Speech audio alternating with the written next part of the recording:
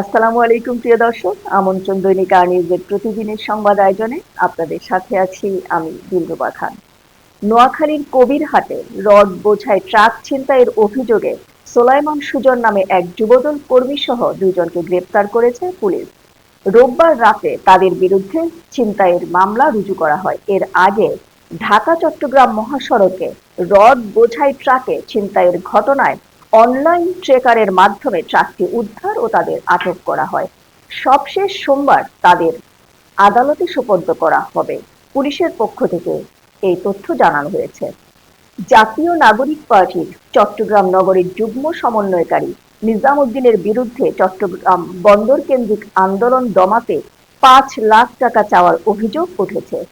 রোববার সন্ধ্যায় সামাজিক যোগাযোগ মাধ্যম ফেসবুকে একটি ভিডিও ছড়িয়ে পড়লে সেখানে তাকে আন্দোলন বন্ধের শর্তে টাকা চাইতে শোনা যায়। এর আগে গত ৫ জুলাই চাঁদাবাজির অভিযোগে এক নারী চট্টগ্রাম মেট্রোপলিটন পুলিশ কমিশনারকে লিখিত অভিযোগ দেন।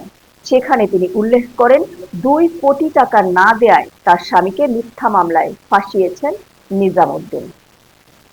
নারায়ণগঞ্জে একটি ডাকাতির মামলায় মহানগর যুবদলের এক নেতা সহ ১০ জনকে ৭ বছরের কারাদণ্ড দিয়েছেন আদালত। রোববার দুপুরে নারায়ণগঞ্জের অতিরিক্ত জেলা ও দায়রা জজ মুমিনুল ইসলাম এ রায় ঘোষণা করেন। রায়ে প্রত্যেক আসামিকে ৫,০০০ টাকা জরিমানাও করা হয়েছে। অনাদায়ে আরও ২ মাসের কারাদণ্ড প্রদান করা হয়েছে।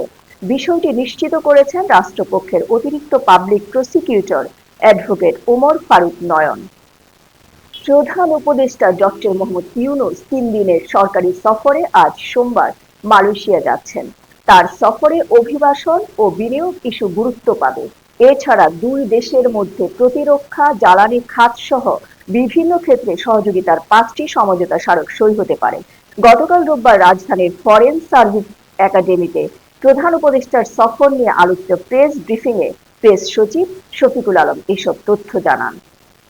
পলাতক পুলিশ কর্মকর্তাদের মধ্যে ঢাকা মহানগর পুলিশের অতিরিক্ত কমিশনার মোহাম্মদ হারুনুর রশিদ, উপমহাপরিদর্শক সৈয়দ নুরুল ইসলাম, অতিরিক্ত ডিআইজি বিপ্লব কুমার সরকার সহ বিভিন্ন পদমর্যাদার ৪০ জন কর্মকর্তার বিপিএম ও পিপিএম পদক প্রত্যাহার করা হয়েছে।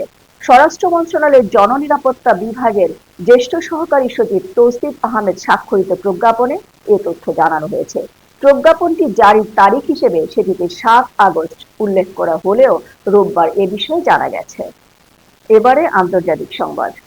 আগামী কয়েকদিনের মধ্যেই এমনকি আজই ফিলিস্তিনকে স্বাধীন রাষ্ট্র হিসেবে স্বীকৃতি দেওয়ার জন্য প্রস্তুত অস্ট্রেলিয়া সরকার।